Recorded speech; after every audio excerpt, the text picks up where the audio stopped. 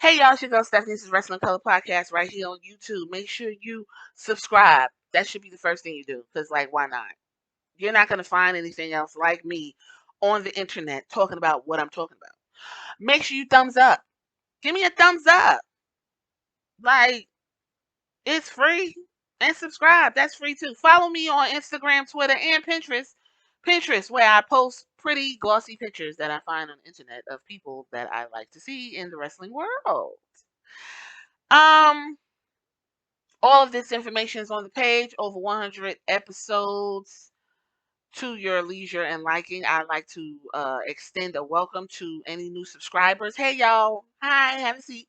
Take your shoes off in the house. We don't walk around here with our shoes on, please. Dive in. If there's something you have on your mind, I'm pretty sure I talked about it. And then go in the comments and tell me what you think. I love the discourse. Am I missing anything else? No. I do want to say really quickly, it's been 2 weeks since my last podcast, and I just want to share with you guys as I tell y'all pretty much, a lot of stuff. On October 17th, I had a devastating thing take place, and that devastating thing was my dad passed away. And I'm not gonna really like dive into it because it's a very, very, very touchy and intense subject for me. It's really bizarre. It feels surreal. Um, I feel good because of the way he was handled and sent off, and even the way he passed. He passed in his sleep. Like, it's a blessing on blessing on blessing that there was no pain and no agony, and he didn't look like he was just, in distress. But I will say I get it. For those of you who have lost a parent or a close relative or a close friend, or I get it. It's a pain that you can't explain. It's something that's just sitting there. It's just something that sits there. A smell, the light hit a certain way, a melody comes on, someone celebrating something with their parent that they still have, it take you to different places and realms that you didn't think you could go to. My son took it pretty hard, but he's doing well, and we know how what his grandpa and what my dad want us to do, which is move forward. It just really was abrupt. We had just talked that Saturday for like 4 hours. He sounded really healthy and strong, and I got that doomsday ass call that Sunday. So tomorrow will be 1 week from the time I got that phone call and the week I left and all these things. And I kind of just came back early this week from North Carolina. So I just wanted to share that with you guys. It was something rough and something terrible, and I do want to get back in kind of in the routine and the groove of things, because if I sit here and think about it, I might like bite a piece of my couch off. So with that being said, let's get into this topic, shall we? So I was on the internet doing internet shit, and I am looking. But so by the way, you guys, if you are listening to any Black, Latino, or people of color podcasts outside the norm, please let me know. I literally am looking for more podcasts of color and more podcasts that get it. Okay, I don't want to hear people yelling about bullshit, don't understand shit, don't know shit. I also don't want to hear all of the nigga stuff. Like, some of the podcasts that I'm listening to as of late, I've been turned off because every other word is nigga. And I understand that, that's a word that y'all said, y'all took ownership. But for me, my family, my people, and who I run with, that's a derogatory term used in the derogatory context. I've never referenced any of my friends as niggas. I don't call my family niggas. I just don't want to hear it. If I'm using the word nigga, I'm upset, and that's where that would be used. And honestly, I shouldn't be using it, but neither, I'm not telling nobody what to do in that sense. But when I go to a podcast and all I hear is, yeah, because the nigga did, and he said, and the nigga, and it's like every third word is nigga. I can't. I can't. I'm not gonna make it through. I want sensible podcast conversation. I'm from New York City, born and raised. Okay, I've only been in Ohio for 15 years. So before you say, "Oh, it's a New York thing," no, it's not. Because from when I grew up, 80s, 90s, 2000s, no, it was not. No, no, no, no, no, no. So please don't put that in my comments that that's a regular occurrence and we shouldn't be. Do not, do that or go in that direction because I'm going to attack you. So with that being said, what we talking about? So I hope Wrestling Wind Down doesn't mind.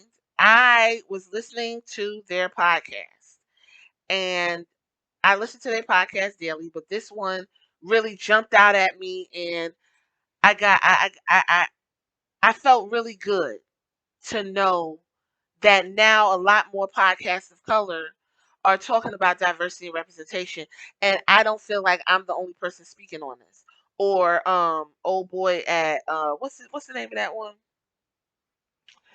Oh my goodness. Black Wrestling Alliance, I believe. Whatever. The other pod, you know what I'm talking about. I remember it. Talking about this.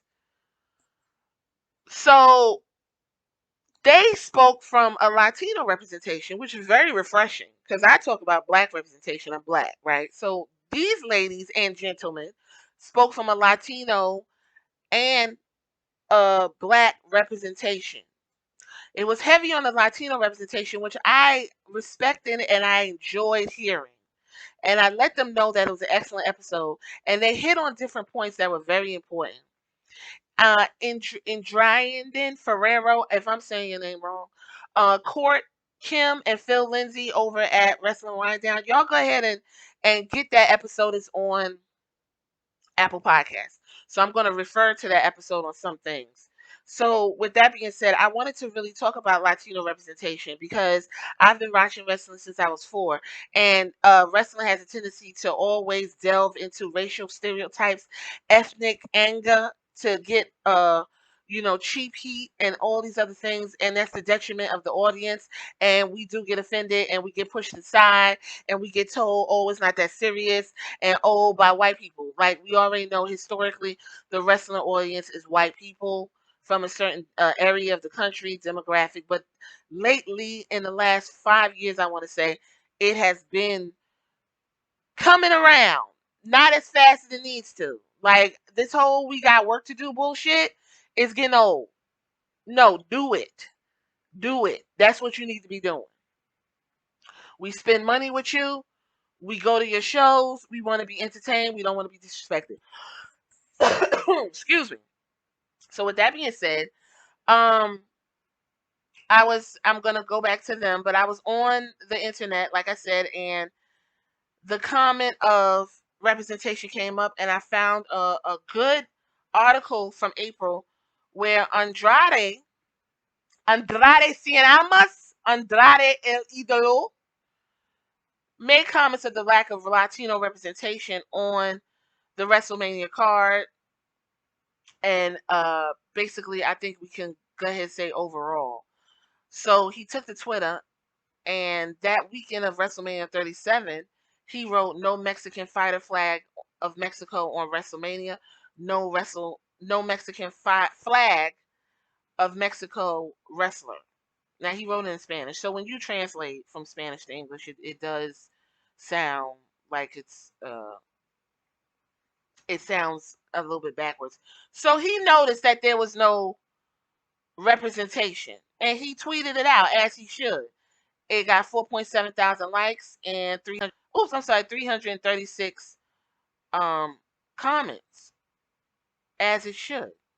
With WWE specifically using Latino hip hop artist Bad Bunny this past WrestleMania, I already knew the direction they were going in was to draw in Latinos. Now, I remember when Bad Bunny was put on the WrestleMania card, a lot of whites and some others were like, "Well, who the fuck is that? Who that? Why he on? Don't nobody know that." Y'all didn't realize Bad Bunny is worldwide, international, probably bigger than your fave star. He was also, I believe, he did a appearance for Cardi B, who also is Latina. Um, when you go in that direction, you are opening a door, and you better be ready to represent these people properly. Latinos have their own history. Latinos have gone through a lot. Latinos have been exploited and still are being exploited, and they have a proud history, and I love to see it. with the people like Damian Priest, who's of Puerto Rican descent, Bad Bunny's Puerto Rican, I already knew where they were going with this. Okay? Austin Cervantes, 36, has been a wrestling fan since he was 9. He's excited about Latino headliners Bad Bunny and wrestling rising star Damian Priest, who is, I believe, right now, because the way they run these belts, the United States champion. And he got new music. And he's not doing the bow and arrow no more. I don't like that. But whatever. Who are participating in the 37th WrestleMania. Cervantes said representation in this type of spectacle is acknowledgement of presence and impact. Let me say that again. Representation in this type of spectacle is the knowledge of presence and impact.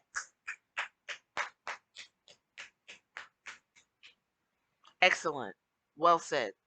For up-and-coming wrestler Luis Martinez, 38, known in the ring as Damian Priest, this year has been career-defining. His appearance with fellow Puerto Rican reggaeton superstar Bad Bunny in the ring has brought together the world of wrestling, Latino pride, and music in a new way.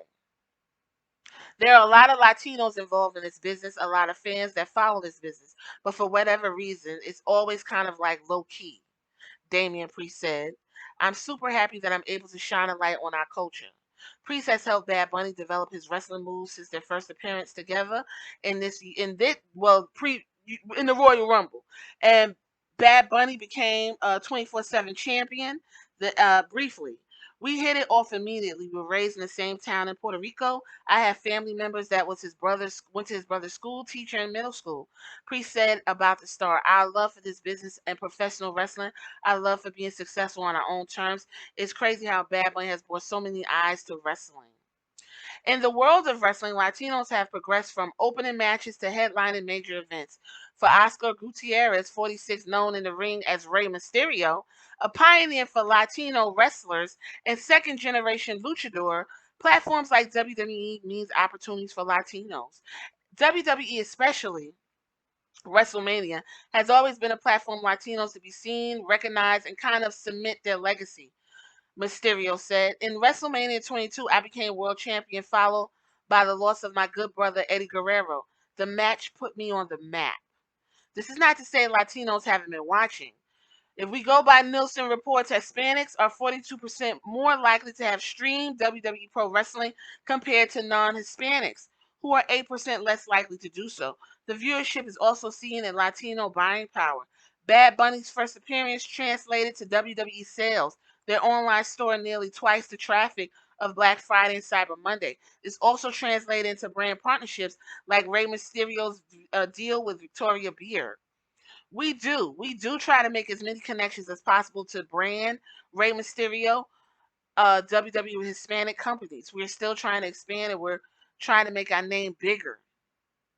Latino buying power is expected to top 1.9 trillion by next year. By 2023. The WWE programming and elevation of Latinos can mean a broader reach for profit. I think especially given the fact that we do over-index so heavily with the Latino market, there is nothing but opportunity for us to grow and explore and do even more to super serve that audience, says Stephanie McMahon, Chief Brand Officer. Now, when you get Stephanie McMahon and Vince McMahon into these conversations, it makes you scratch my head because immediately my head's itching, okay? For fans like Cervantes, Latino wrestlers like Eddie Guerrero and Rey Mysterio present the world of heroes. Wrestlers were larger-than-life characters, superheroes, beacons of selflessness, and performing extraordinary feats with their bodies, telling stories of resilience and success. Nothing can inspire or get you more excited than that. And I'm going to leave it right there. With that being said, representation for Latino wrestling has been very underwhelming and at times very disappointing from my view. If it's not Angel Garza and Humberto Carrillo, who are superb wrestlers, being relegated to hot, sexy, cute, turned on, kind of Charo-esque wrestlers, it's given stereotype. Every Latino isn't hot and sexy and ready to dive into bed with you. Okay? Luchadors like Lucha House Party relegated to jobbers because the people in the back are old white men who don't know what to do with Latinos and refuse to hire Latino writers to write for these people. Okay? NXT, they got what's her name? Gonzalez. Girl, I always forget these people's names when I'm trying to talk. I don't even know why. They got she just lost her title to what is her name? Mandy Rose and the fucking girls over at Toxic Attraction. Uh Raquel Gonzalez is a big representation for Latinos. Raul Mendoza is over there in the cruiserweight. How can I forget the whole what is the whole Phantasmo listen, I don't a Phantasmo and that whole Santos Escobar, who by the way I really think should be on the main roster. I'm not really sure why he's still in NXT, and I'm not really sure why that NXT championship is on. Oh boy, I get it, it's cute or whatever, but I honestly think he was ready. Santos Escobar is more than ready and more than capable of handling that belt the way it needs to be handled. I'm not taking away from the other guy, but I just thought it was really bizarre that they refused to put that belt on that man. As much work as he's put in before Hit Row got called up. Um, with that being said, AEW gives a little bit more space to their luchadors, with the Lucha Brothers representing in such a bombastic way when they won their tag team titles. They came out in their feathers. They gave you the music, the whole Mexican experience. Andrade El Idolo takes his Mexican wrestling luchador history very seriously. believe he's third generation. And they're giving him the space. And I just want to say right now, he just cut the best promo of his entire career this past Wednesday when he went and told Cody Rhodes to basically fuck off. I thought he finally said it. He gave you English. He gave you heel, his tone, his look. I think we got it. I think Andrade got it, y'all. I'm so happy for him. I love Proud and Powerful. Santos and Ortiz represent for the Puerto Ricans out in the Bronx. Represent for the Bronx. I was born in the Bronx, in the South Bronx. I love to see it. Raised there. I love seeing them wrestle. I love their the way they come out. They don't play no games. I love their dead president's face paint. I love it. I love seeing it. Santana is intense. Ortiz is like a Wolverine, just just ready to get you. Um, Ted Conti's out there representing for the Brazilians on the Latino diaspora for Latin America, and I believe Red Velvet is Colombian, Afro Latino is getting some good representation. Thunder Rosa is the only woman that is completely 100% Mexican, and that is something that was said on Wrestling Wind Down that was very important to one of the ladies who was talking about what she wants to see, and she was very proud to see Thunder Rosa out there doing her thing. I also think Thunder Rosa needs to be honest, she's fighting really hard and not getting a payoff. Thunder Rosa should have had that AEW's women's title belt a long time ago. I'm not really sure what's going on with that. Britt Baker's cute, but it's getting a little bit old for me, but that's a whole nother thing to talk about. They also brought up the Bella Twins, and the Bella Twins is really interesting because the Bella Twins are white presenting. They're white Latinos. Now we understand that that Latinos can be white and black. We understand this, right? Good. The Bella Twins, one of the ladies said on Wrestling Wind Down, is when they first came out, they had the head, the flower in their hair, and they was giving you Latino, and they was giving you the usual what white people feel Latinos represent. I personally didn't pick up on that when the Bella Twins shirts came out. They did have, you know, a sassy salsa-esque kind of look, but they always came off as white women to me. I didn't realize the Bella Twins were half Mexican until they dived into that in Total Divas and dived more into it in Total Bellas when they were talking about their father and their estranged father And when they went to Mexico and met the other, their other half of their family with their half sisters, because the father's now married, and has other kids. And Nicole felt some kind of way because she didn't get that relationship with her dad, and that's a whole nother conversation. I also noticed the Bellas don't have Latino friends. They don't have Latino friends. They don't have black friends outside of WWE that they mingle and mix with their coworkers. That's just something I noticed. They don't really speak on social issues that heavily, and I think they don't do that is because they don't want to fuck their money up. Let's just be real about it, right? Um, the Bella twins are pretty much mainstream, not as big as The Rock, but they are mainstream. They have clothing line, wine, hair care products, skincare products, and all of these things. And now they're on the cover. They've been on the cover of Latina magazine. They're, letting people know that they are Mexican descent, but they are Mexican descent in terms of coming late to the party. And I think that can be used any which way when using the Bella Twins for representation of Latinas. And WWE did not. They ended up changing their whole look to Fearless Nikki and a badass Brie. I forgot her tagline. And the Latino thing kind of got smothered out and pushed to the back, which is what the ladies at the Wrestling Wind Down had pointed out, and it was very disappointing for them. I want to go ahead and dive into the Queen's Crown winner, Zelina Gomez. Let me tell you something. Zelina Gomez is money if treated well and handled well. Yes, Zelina Gomez is very small, and I do think she should be put in the program with Alexa Bliss immediately because they're two tiny women, and I think they will work well together. Selena Gomez has the mouthpiece. She's a beautiful woman. She represents coming out of, I believe she's coming out the Bronx or Manhattan. Um, she has some serious history in New York with the whole 9/11 thing with her dad, and a lot of people were upset that she was not given the space to kind of get in on that celebration of life during the 9/11 broadcast. That really rubbed a lot of people, didn't rub people well. Selena Vega was Andrade Cien mouthpiece. She was probably one of the best managers in the business at that time. I honestly think she's being handled that way because her husband's in AEW and is being the star that he is meant to be. And WWE has a tendency to punish those left behind, which I think this is probably something that Charlotte Flair is dealing with, but I could be wrong. That's another conversation for another podcast.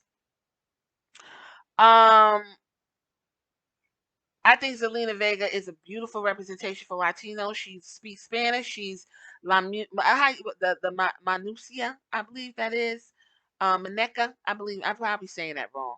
Um, that's what people want to see, especially if you're a young Latin girl in the Bronx and you're a complete nerd and you're all into you're into video games and stuff.